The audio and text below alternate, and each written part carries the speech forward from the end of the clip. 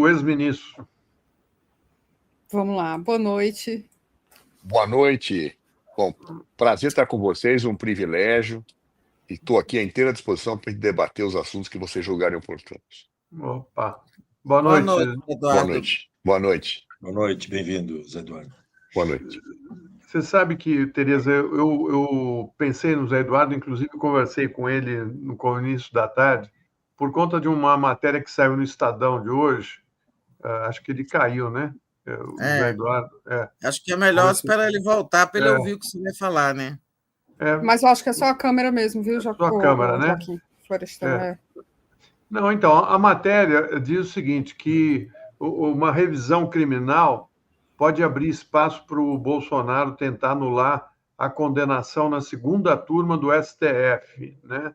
E aí ela diz que as condenações do ex-presidente e dos outros réus pela tentativa de golpe devem abrir um novo capítulo no Supremo Tribunal Federal com os últimos recursos em fase final. As defesas preparam uma nova ofensiva jurídica por meio da revisão criminal, instrumento que tem potencial de anular as sentenças e levar o processo para a segunda turma, agora com o Luiz Fux adiando o desfecho do debate sobre o caso.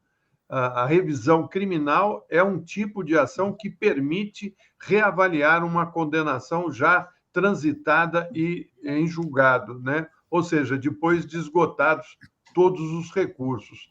Quem foi que disse isso, Florestan?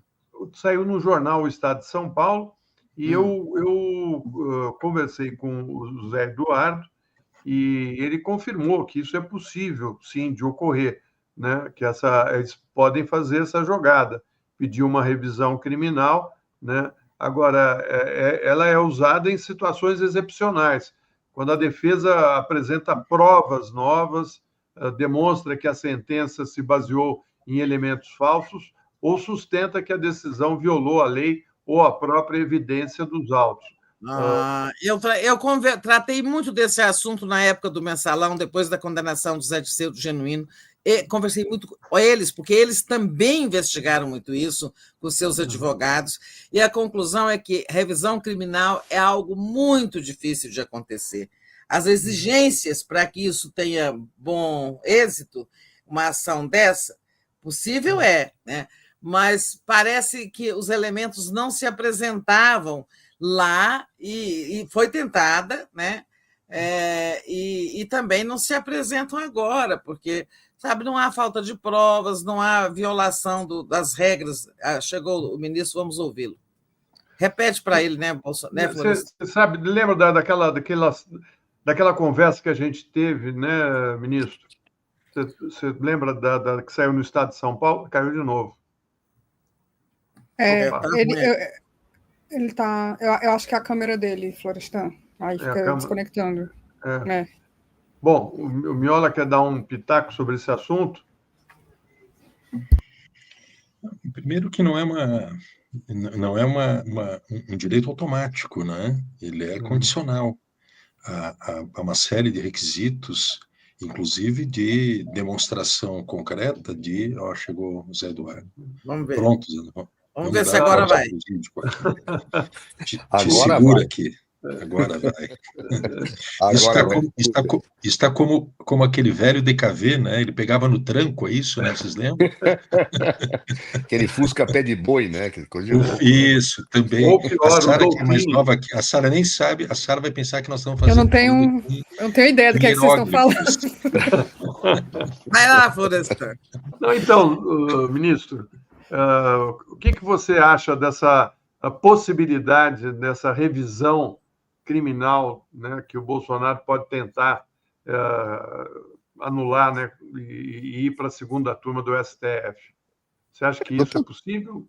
Do ponto de vista processual, Florestan, em tese é possível, porque o que nós temos? Nós temos a revisão criminal, é o que está estabelecido em lei. Qualquer pessoa que tenha fatos novos ou perceba alguma situação indevida no processo pode ingressar com essa ação chamada revisão criminal. Ela, em tese, tem que ser julgada pela outra turma, que não aquela que julgou no Supremo Tribunal Federal de acordo com o regimento interno. Isso pode ser uma maneira que a defesa de alguns condenados, inclusive de Jair Bolsonaro, tem para tentar mudar o resultado. Agora, do ponto de vista daquilo que existe, do direito, das provas, da justiça, é inaceitável, né? Quer dizer, algo realmente muito ruim que efetivamente vai se colocar.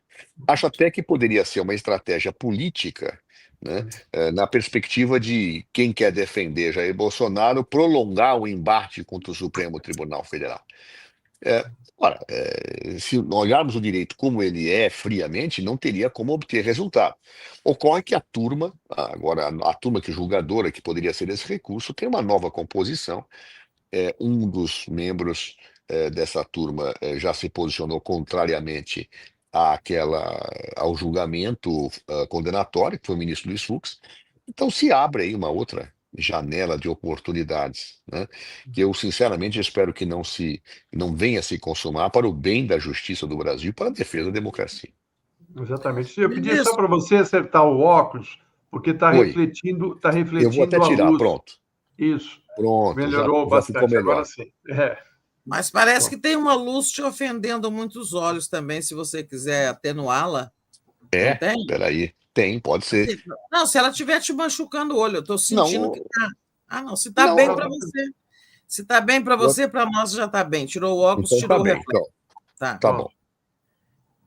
E assim, eu não tenho mais nada para falar sobre esse assunto dos Bolsonaro. É para a gente continuar nesse, podemos mudar, Florestan? Pode mudar. Vamos Não, para outras. só posso aproveitar aqui para o Zé Eduardo, que eu acho que é correto, isso é criar espuma e criar mais polêmica e confusão em torno da Suprema Corte, mas, Eduardo, agora, nessa reconfiguração, com a mudança de turma do Luiz Fux para a segunda turma, que permite a conformação de um bloco de poder, de uma minoria dentro da Suprema Corte, esta iniciativa que está anunciada pela defesa do Bolsonaro não prefigura um cenário onde essas tensões contra a Suprema Corte de parte da extrema-direita, elas tenderão a escalar no próximo período?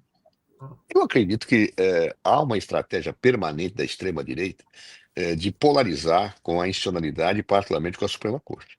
Então, o que nós vimos durante todo esse processo foi uma tentativa direta de polarização.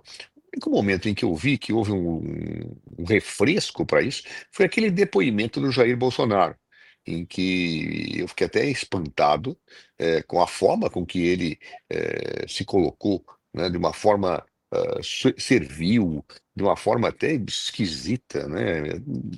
Sabuja, não sei se existe essa expressão, mas negócio esquisitíssimo aquilo.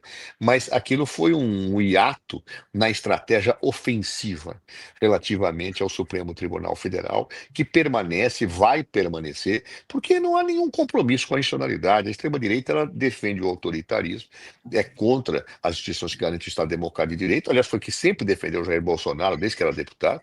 Eu fui deputado com ele, dia sim, dia também. Ele defendia o golpe de 64, defendia a ditadura militar, defendia que o parlamento tinha que ser colocado no seu devido lugar pelo executivo autoritário.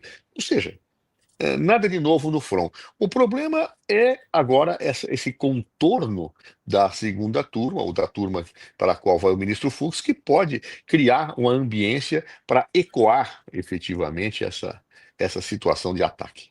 É muito ruim isso para o Brasil, para a institucionalidade. Tereza. Ministro, então, a gente está vendo aí o encerramento, os atos finais deste processo contra uma tentativa de abolição do Estado Democrático de Direito, mas a gente está vendo também, nesse exato momento, que nem todos os brasileiros vivem sob o Estado Democrático de Direito, para além dos seus aspectos formais, institucionais e tal, como estes que vivem lá nas comunidades e essas vítimas todas dessa necropolítica, dessa ação das últimas horas, né, que matou tanta gente assim, a pretexto de perseguir o crime organizado, mas executaram, né, pessoas num país que não tem pena de morte, são quase 120 execuções, inclusive inocentes, aquelas coisas todas. Não vou ficar repetindo aqui essas barbaridades todas que já nos deprimiram, né, nas últimas horas, tantas descrições. Nosso companheiro Marcelo Auler está andando por lá, pela Vila Cruzeiro, gravando as pessoas, elas contando coisas estarrecedoras. E essa necropolítica aí, esse negócio, essa herança da ditadura, que é essa concepção de matar o inimigo, que fazer segurança é matar o outro, etc., e essa polícia que também é herança da ditadura, isso já era praticado, chacinas seguidas de impunidade. Mas agora tem um elemento novo, ela está sendo feita com uso político-eleitoral, né? Esta agora, ela tem um claro elemento eleitoral ali os governadores da direita estão ali se associando, se reunindo com Cláudio Castro. Nós somos aqueles que combatem o crime, né? E os outros são os que passam a mão na cabeça de bandido. Por isso o presidente Lula está numa posição saia justa nas últimas horas, ali, enfatizando muito que o governo federal também quer combater o crime organizado. Mas o que eu lhe pergunto aí entrando na sua área jurídica, esta operação de necropolítica foi feita desafiando o Supremo Tribunal Federal, né? Aquelas determinações da DPF 635, da chamada DPF das favelas, que o governador do Rio chama de a DPF maldita, né? Será que pode sair disso, agora que o ministro Alexandre, não estou achando que ele é milagreiro, não, mas ele está como relator dessa DPF, está lá pelo Rio hoje, será que nós podemos ter aí, digamos, um corolário da ação de punição dos golpistas? Será que a gente pode avançar para também punir essas pessoas, né, por crimes nessa área de segurança e estabelecer um novo marco para a política de segurança? Será que esse sangue todo pode nos trazer alguma coisa de bom? Olha, Denise, eu acho que, veja, as maiores tragédias às vezes apontam para caminhos que são importantes para equacionar problemas. É uma tragédia que foi feito, acho que estou vendo uma olhada se eu falar sobre isso. As verdadeiras causas disso têm que ser pesquisadas, investigadas. São razões eleitorais? É uma situação de enfrentamento que quer abrir certos espaços, como acontece muitas vezes em algumas operações no Rio de Janeiro, onde há disputas entre milícia e crime organizado ou narcotráfico, a milícia também é crime organizado, mas o que é isso? O que determinou isso? Razões eleitorais, razões de disputa, o que isso justifica, se é que se justifica como plausível, algo absurdo e hediondo como esse, né? Ou seja, é realmente revoltante o que aconteceu. É óbvio que o governo do Estado do Rio de Janeiro, por alguma razão, quis fazer isso sozinho, sem um planejamento adequado, sem analisar as consequências dos seus atos. E o que me espanta é que, diante de tantas mortes, e mortes que são de policiais, que são de vítimas inocentes, e que são também de pessoas do tráfico, e toda morte deve ser por nós repudiada, inclusive daqueles que são envolvidos no crime de narcotráfico, que a lei não manda que sejam sentenciados à morte, mas manda que sejam punidos, né, após o julgamento contraditório, ampla defesa, etc. Essa situação, da forma em que ela está colocada, ela tem merecido aplauso das pessoas. Né? Tem se levantado... É incrível. Assim, é incrível. Né? Ou seja, governadores não estão... Olha, vamos defender... Quem defendia a matança? É isso que está sendo dito? Não, vamos matar os bandidos. Porque lá não foi só bandido que morreu policial. Em segundo lugar, que se fossem bandidos, vocês estão defendendo a pena de morte, a chacina contra a Constituição, contra a lei, é isso? Voltamos à barbárie, estão defendendo a barbárie aberta e escandalosamente. Deixa eu te contar numa parte rápida. Um deputado pediu 1 minuto de silêncio pelos 4 policiais mortos e um aplauso para 117 bandidos assassinados, disse ele, eliminados, essas palavras aí que eles usam. E houve aplausos de uma parte do plenário da Câmara. Aplausos para os assassinatos. E uma parte do parlamento aplaude. Né? O mesmo parlamento que faz orações, né, dentro do plenário. Né? São os mesmos parlamentares. É uma coisa incrível. Eu fico assim, chocado, viu? É impressionante, porque no passado as pessoas tinham uma posição um pouco mais cabotina, né? Elas É, falam, olha, aconteceu, ou foi reação. Agora não, ele tá para matar mesmo. Tá certo, merece aplauso, né? Ora, francamente, que coisa triste é esse momento que a humanidade vive e que o Brasil vive. Quer dizer, não vê, é evidente que lá morreram policiais, morreram inocentes, morreram pessoas ao tráfico. Vamos imaginar que tivessem todos os mortos fossem ligados ao tráfico. E daí eu não posso entrar matando. Não é isso. Alguém acha que o problema da criminalidade se resolve matando? É isso? De onde É tiram essa barbárie. ideia? É barbárie, é uma coisa horrorosa, né? E são, como você disse, pessoas religiosas que muitas vezes, será que lembram como Cristo foi apedrejado pela população? Pois é. Será que, ué, como é que é isso, né? Não são religiosos? Não é as pessoas eu ofereço a outra face? Não são esses os ensinamentos que se dão pela paz, pela não violência? Mas como é que defendem uma barbaridade dessa? Que religião é esta? Claro, então eu me sinto assim muito entristecido, constrangido e dolorido ao ver essa cena. A primeira cena horrorosa que eu vi de um governador absolutamente irresponsável, ou se não irresponsável, mas com algo doloso por trás da sua cabeça, o que não posso concordar em momento algum, e as reações. Parlamentares e os governadores, dizendo, olha, é isso aí, tem que entrar, tem que matar, tem que prender, tem que arrebentar. Olha, francamente, gente, que tristeza. Que tristeza. É até difícil argumentar tamanha insanidade. Aí, quando você vê que o que o Trump está fazendo vai pelo mesmo caminho, porque ele está com as suas forças militares matando civis, pescadores, né, ali no Caribe. Né? Ele vai lá com um míssil e vai. Não sobra nada, não tem ninguém para contar a história. Ele diz que é traficante e destrói. Né? Cadê a prova de que eram traficantes? Cadê a prova de que tinha droga no barco? Né? Cadê as provas que são necessárias? Não, ele vai eliminando, já eliminou 60. 60 latino-americanos foram mortos. Agora, no caso aqui do Brasil, os corpos tiveram que ser carregados, muitos deles, pelos familiares e amigos, que foram lá no meio da mata, carregaram cerca de 70 corpos, que foram colocados na via pública, né, na frente de todos, com crianças, adolescentes, idosos, todos participando daquela celebração fúnebre, né, provocada pelo aquele que deveria garantir a segurança e a vida da comunidade.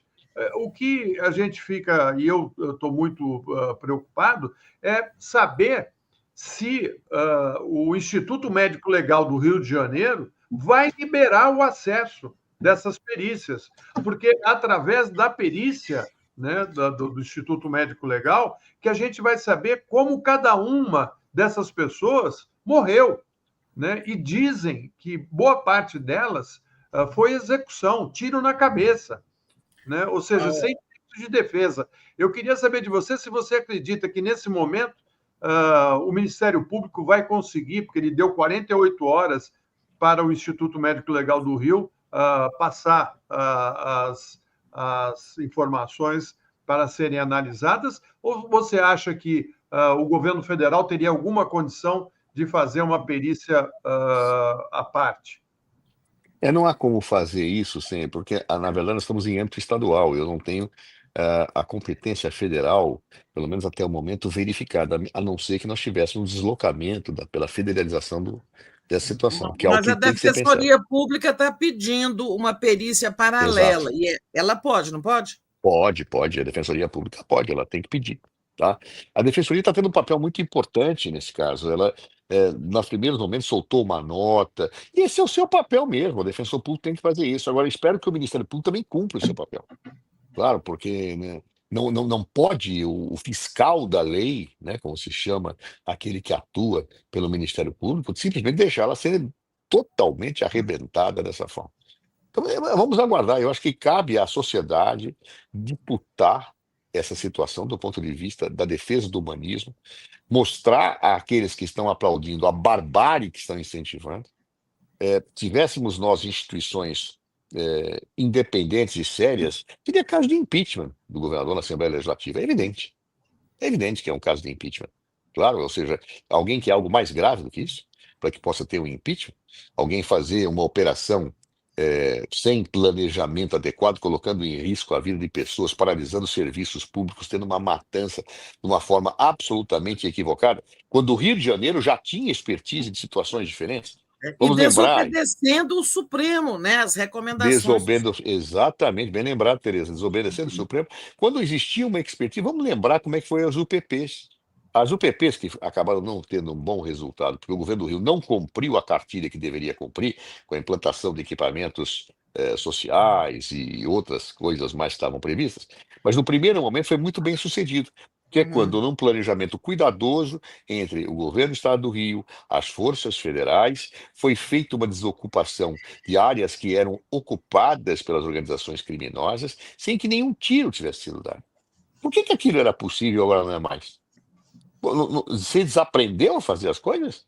Ou se queria o tiro? Se queria a morte? Por que se queria o tiro? Por que se queria a morte? Para criar um fato político eleitoral? Ou será que havia um interesse especificamente em atingir uma certa facção criminosa por razões que nós não sabemos até o momento? Ou seja, é necessário entender esse jogo, e para isso tem aí o Ministério Público, tem aí as instituições brasileiras, e acho que na medida em que for possível, né, até se discutir uma eventual federalização deste caso, se eventualmente ficar comprovado que haverá uma certa conivência ou uma tentativa de abafamento pelas instituições do Rio de Janeiro. Agora, ontem mesmo, Zé Eduardo, o Procurador-Geral de Justiça do Estado do Rio, ele se eximiu de tudo o que aconteceu, mas tratou disto como um procedimento, digamos, recomendável do Ministério Público Estadual ter ficado de fora, diz ele, de toda a operação e desconhecia a sua execução, o que é inadmissível, né? Portanto, a tese da federalização deve ganhar corpo, evidentemente. Mas eu queria te perguntar o seguinte, Zé Eduardo. Fosse 5 anos ministro da Justiça. Tu acabaste de dizer aqui que o governo do Estado do Rio de Janeiro, pelas razões que sabe-se lá exatamente quais são, para ter um espetáculo eleitoral, o que quer que seja, mas o fato concreto é que o governo do Rio, tu disseste que ele preferiu agir sozinho. Qual seria, no teu entendimento, toda a experiência de estar à frente do Ministério da Justiça durante um bom período? Qual seria o protocolo em situações como estas do dia de ontem? O Zé Eduardo caiu. Eu não sei se ele caiu ou a câmera dele apagou, né? Ele está com algum problema na câmera. Na câmera. A câmera fica com mau contato, aí ele fica caindo, fica desconectando. Mas é o celular, né? Pergunta boa do Miola. Vamos ver se ele consegue entrar. Mas traga aí a participação da nossa comunidade enquanto ele não retorna. Deixa eu ver aqui. O Roximin fala assim: desde que eu nasci, prendem um doca. Quem será promovido amanhã? Aliás, a história daquela moça chamada de Japinha do CV, né, ela está virando o símbolo da operação como se fosse um sucesso. Era uma moça envolvida com o Comando Vermelho que fazia vídeo para o TikTok, né, e eles tratam como se ela fosse uma das chefonas. Cardoso voltou. Vamos lá. Voltei. Isso. Olha, eu acho que eu ouvi a pergunta até antes de eu cair. Perfeito. Aliás, estou caindo tanto sem machucar, viu? Oxalá essas operações tivessem esse tipo de resultado, né? Pois é, rapaz, eu tô caindo mesmo. Eu nem era político para cair tanto, né? Nem estava no ministério para cair tantas vezes. Nem tá para sofrer um outro golpe de novo, né? É verdade. Mas o que eu estava tentando analisar com vocês essa questão das causas, né? Se eu entendi bem, a tua pergunta tem a ver com as causas Não, eu até Não, até, não, eu estava te questionando, com base na tua experiência como ministro Sim. da Justiça durante o período da presidente Dilma, né, qual seria já que o governo do Estado ele deu todas as evidências de que preferiu agir sozinho, movido por interesses que suspeita-se, inclusive, que pode ser de caráter eleitoral, qual seria o protocolo que deveria ser adotado pelas instituições de Estado numa operação que visa atingir uma organização criminosa com essas características do Comando Vermelho? Só há uma alternativa, que é, a meu ver, a aprovação da mudança da Constituição, que é aquela proposta que foi feita pelo Ministério da Justiça, que eu tinha já esboçado essa mesma proposta quando eu era ministro, tá? Não era exatamente igual, mas eu acreditava que somente se houver um compartilhamento entre as forças federais, estaduais e até municipais no que diz respeito ao enfrentamento de questões de atos ilícitos, nós podemos atacar de frente o problema da segurança pública. Ou seja, o Estado tem a competência para fazer isso pela Constituição atual. Nós precisamos ter outras competências intercruzando para que eu não possa ter o voo solo. Caiu de novo. Caramba, hein?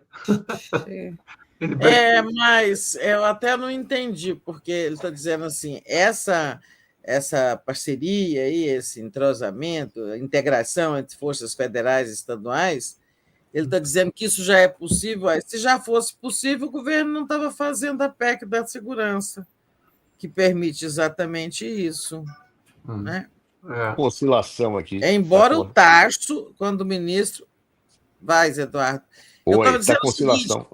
Se já é possível, por que o governo está propondo PEC de segurança? Você está dizendo que já é possível as forças estaduais e federais trabalharem juntas? Não, é possível, mas não existe uma obrigação.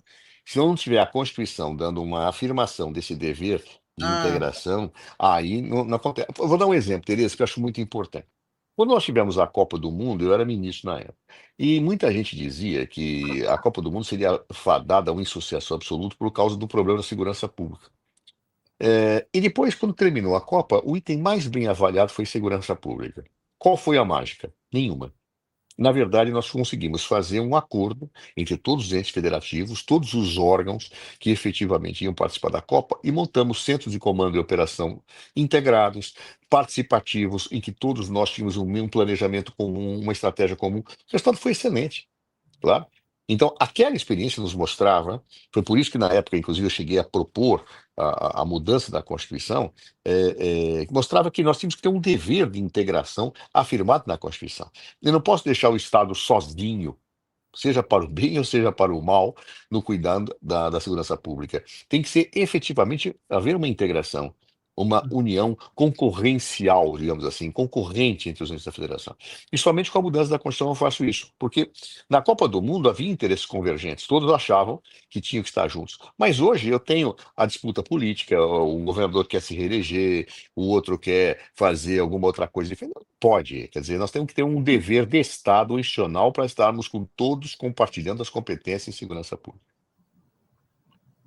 Tereza? Mas nessa operação concreta de ontem, Zé Eduardo, qual seria, na tua opinião, o procedimento que o governo do Estado do Rio de Janeiro deveria ter adotado em relação ao Ministério da Justiça, ao governo federal e às instituições federais, policiais federais e o Ministério Público Federal? Olha, a primeira coisa, planejamento.